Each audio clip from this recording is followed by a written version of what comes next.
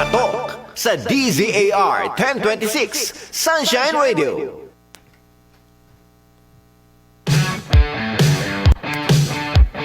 Alright, balik tayo partner Lilibeth. Makaraan yung iba't ibang mga frozen products at saka yung mga paborito nating madaling ulam. Hindi na natin kailangang lutuin. This time, OMG milkshake naman tayo. OMG talaga ka, partner. As in OMG.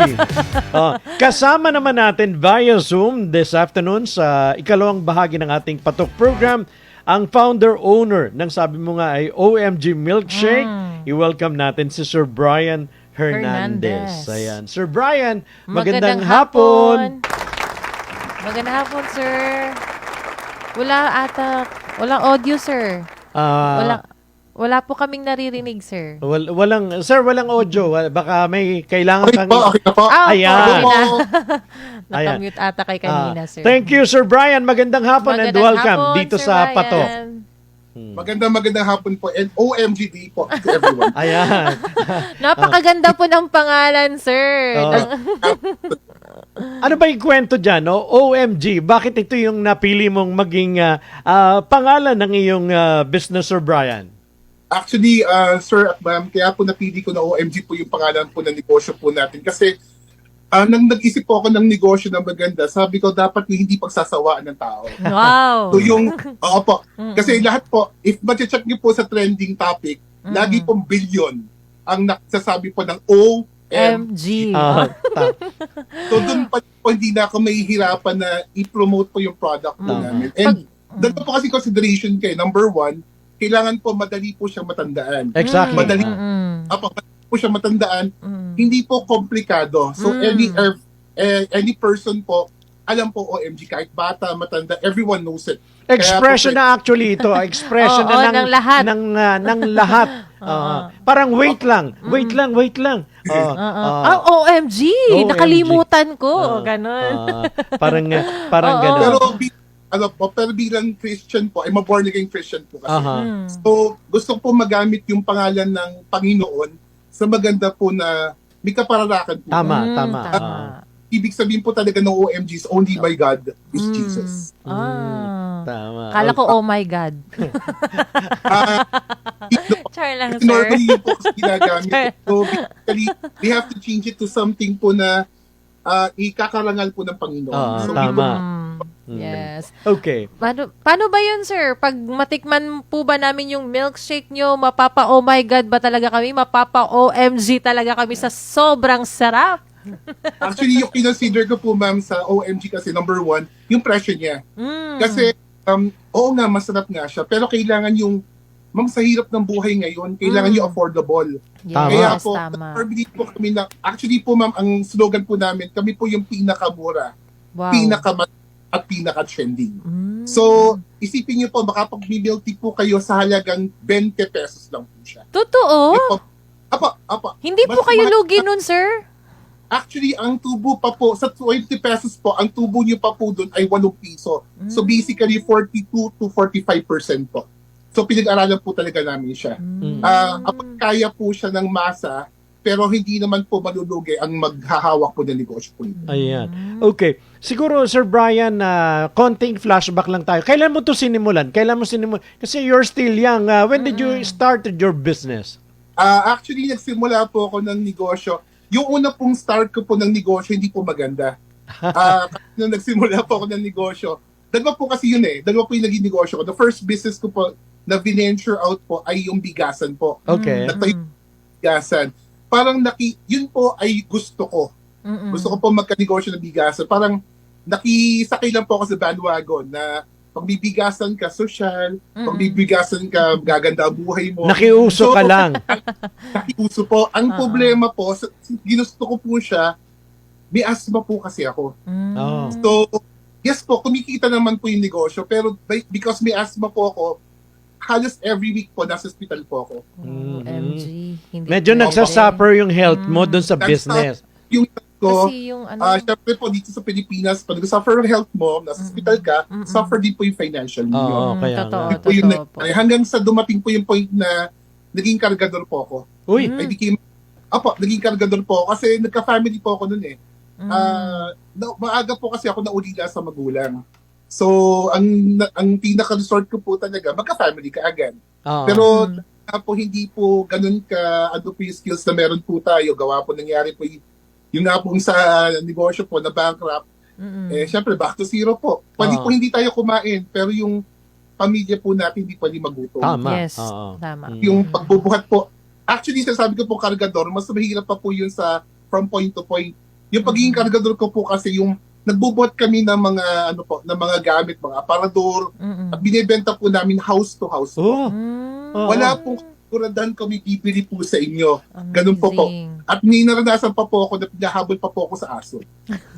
So medyo matindi rin pala yung pinagdaanan mo, Sir Brian. Sobra po yung pinagdaanan ko po sa buhay. Pero yun nga po, sabi nga sa akin, hindi ko maialis lagi eh. Hindi ko maialis po sa success ko po si TESDA. Kasi mula po na-training po ako ng TESDA. So talagang God-given po talaga. Isang batch na po yun, nabigyan po ako ng pagkakataon ma-training po ng TESDA. Tapos yun po, nagkatrabaho po ako. Ang trabaho ko po ay call center agent po. Kasi ang kurso ko po ay finishing course for call center agent po. Sa loob po ng 10 araw, nagkatrabaho po ako agad. Gawa po ng TESDA. Galing. Tapos, moving forward po, since naging TESDA graduate po ako, nag-aral. Hanggang sa naging university director po ako. Ng isa pong kilala pong university sa Pilipinas. Uy. Sa edad po na 24 years old po, naging university director na po ako nun. Wow. So, Talay. 5 years po ako na naging director po. Afterwards po nun, nagtayo po ako sa sarili ko pong eskwelahan. Yung po yung East and West po. Okay. So, Amazing. kaya tanong po lagi ako sa success ko po, hindi ko po masabi na gawa lang po ng OMG. Hindi po. Kailangan po magsimula po sa umpisa. And test na po ang pinagsimulan ko po. Wow. Ayun. Ngayon po, may eskwelahan po ako. Accredited po ng TESDA. At gawa po dahil po sa, yun nga po, nangyari po. So far po, yan po. Ayan po, nakakikita po niyo sa video. Ayan. So far po, yung pinanggalingan ko pong training na dati pong kargador, ngayon po yung may-ari ng eskwelahan, yun naman po binabahagi ko po sa lahat po ng mga estudyante ko. Sinasabi ko po na meron palang pera sa inspirasyon.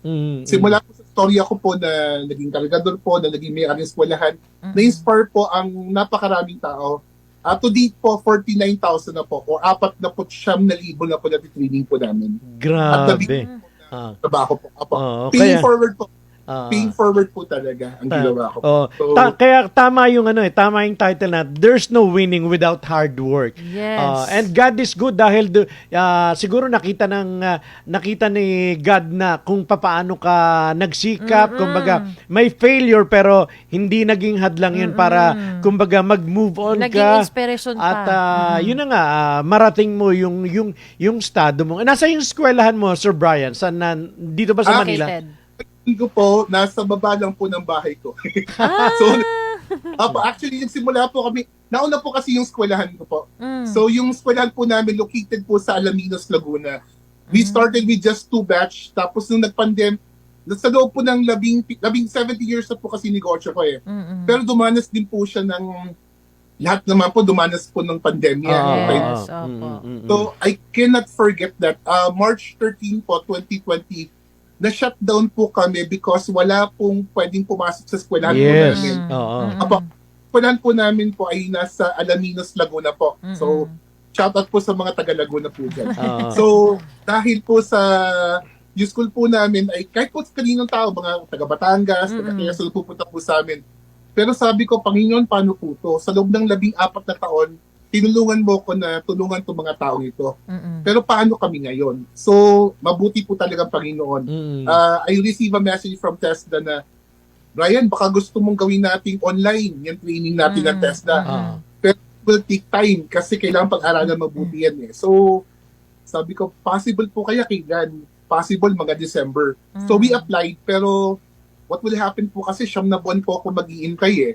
So mula po sabi ko kailangan talaga na tulungan pa rin po yung mga tao. Hindi po pwede na lugbok tayo, lugbok din yung mga tao na tutulungan natin. Hindi po pwede mag-iintay. So ang ginawa ko po, yun po, naging Medyo po, kahit po medyo mahihain po ako. Hindi halata, sir. Actually, introvert po ako. Hindi po ako makikita po sa labas po talaga. Pero God gave me this purpose eh. Sabi niya, si Moses na pastol eh, nabigyan ng pagkakataon magsalita sa tao. Ako po talaga kargador, so wala po akong lakas ng loob na magsalita sa mga tao. Kasi I put myself na mababa. Ganun po kasi ako.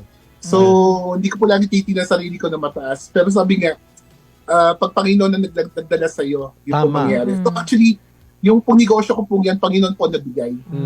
Hindi ko po talaga gusto magkaroon sa eskwelahan, pero God provided me. Kaya nga eh. And, 'di ba, yung mga idol mo, si Senator Joel, si Sir Joey Concepcion, si Chinkitan, si Corina, 'di ba, si Jessica, si Susan, si Kabayang Noli, si Congressman Ron Salo, si Congressman Berte, si Governor Ramil, si Ruth Mariano Herna, even Angelica, 'di ba? So talagang napakalaki talaga ng kumbaga naitutulong mo na ngayon dun sa iyong business. Dito, hindi lang dito sa OMG mo, kung hindi itong eskwelahan mo kasi napakaraming mga mabubuksan magkakaroon ng opportunity after the training, Sir Brian. Tama po. Actually, meron nga po kami mga kapareho ko po. Kargador po ngayon na ngayon may-ari na po ng mga kumpanya na rin po. So, yun po, parang paying forward po, mga OFW po na naapi po sa abroad. Ngayon po may trabaho po marangal po ngayon sa mga call center industry po. At sa ngayon na, kaya po dumami po yung branches po namin. Kasi yung mga naging training po namin, mga estudyante, ngayon po, mga nagtayo na rin po ng mga OMG branches po. Kaya ganun karami na sa ngayon. Ilang branches na po yung OMG nyo, sir, na milkshake? So, po yung sariling branch po namin ay 8. Ang franchise po namin, ma'am, ay, if I'm not mistaken, mga 162 na po. Ganun karami. Galing. Saan po ito located, sir? Nakarating na po ba dito sa... Luzon, Visayas, and Mindanao. Wow, nationwide na. Ma'am, halal certified na rin po OMG. Kasi in Christian ma'am ako, I have high respect for Muslim brothers. Kaya po, gusto ko po, ang OMG po, family din po, na wala po hindi pwede makatikim. Kasi yung halal po ba to? So we have to have the certification of halal. Ngayon po, we are halal certified po. Nation. Galing naman. Sa mga gusto naman po na sa mga gusto naman po na, para sa mga viewers natin, sir, na gustong mag-franchise, magkano po ba yung ihahanda po nila? Ngayon po naka-promo po kami. Dati po ay 320,000 po. Ngayon po 10% off po siya. 160,000 na po siya ngayon. Pero kasama po, halos lahat-lahat po, ma'am.